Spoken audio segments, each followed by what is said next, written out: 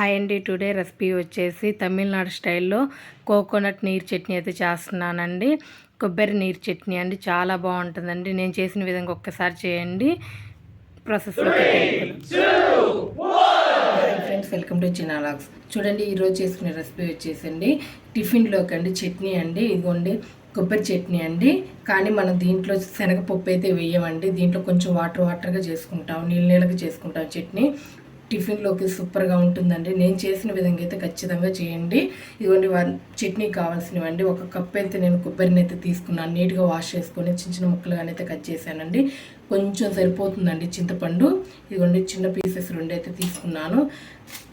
ఇదిగోండి కారానికి తగ్గట్టుగా ఎండుమిరపకాయలను అయితే తీసుకోండి. నేనైతే ఒక 3 ఎండుమిరపకాయలను అయితే తీసుకున్నానండి. కొంచెం కారం తక్కువగా అనిపిస్తే ఒక 4-5 తీసుకోండి. నాకు కొంచెం కారంగా అనిపిస్తాయి, అందుకని 3 అయితే తీసుకున్నాను.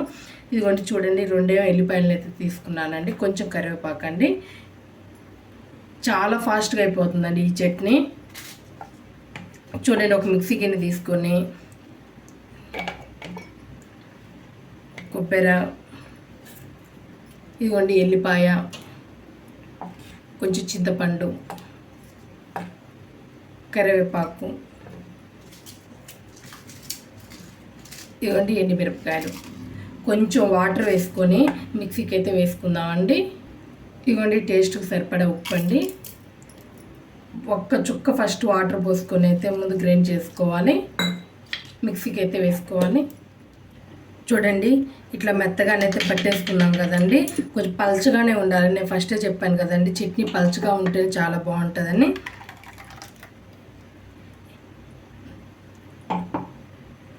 ఇంకా కొంచెం వాటర్ను కూడా పోసుకుందామండి. మిక్సీలో పోసాను, ఆ వాటర్ను కూడా పోసుకుందాము.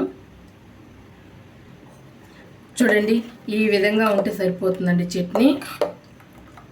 ఇదిగోండి ఇంత పలచగా ఉంటే సరిపోతుంది. ఒకవేళ ఉప్పు సరిపోతే ఇట్లా ఉన్నప్పుడు ఉప్పు వేసుకోండి. ఇంకా తాలింపు వేసుకుందాము. చూడండి, ఒక చిన్న కళాయి అయితే పెట్టానండి తాలింపు కోసం. స్టవ్ ఆన్ చేసుకోవాలి. కళాయి కొంచెం హీట్ అవ్వాలండి.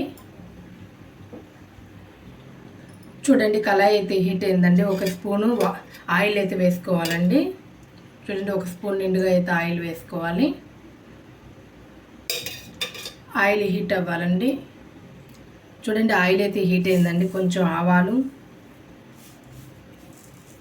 ఇదిగోండి కొంచెం ఆవాలు,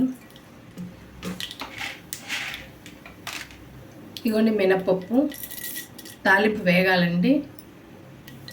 చూడండి, 1 ఎండుమిరపకాయ ఇట్లా తుంచేసి వేసుకోండి. ఇదిగోండి కరివేపాకు, కొంచెం ఇంగువ అండి. 1 చిటికెడు వేసుకోండి ఇంగువ, చాలా బాగుంటుంది. చూడండి, తాలింపు అయితే బాగా వేగిందండి. స్టవ్ అయితే ఆఫ్ చేసుకున్నాము. ఆఫ్ చేసేసానండి స్టవ్. ఇదిగోండి తాలింపు మొత్తాన్ని అయితే వేసేసుకోవాలి.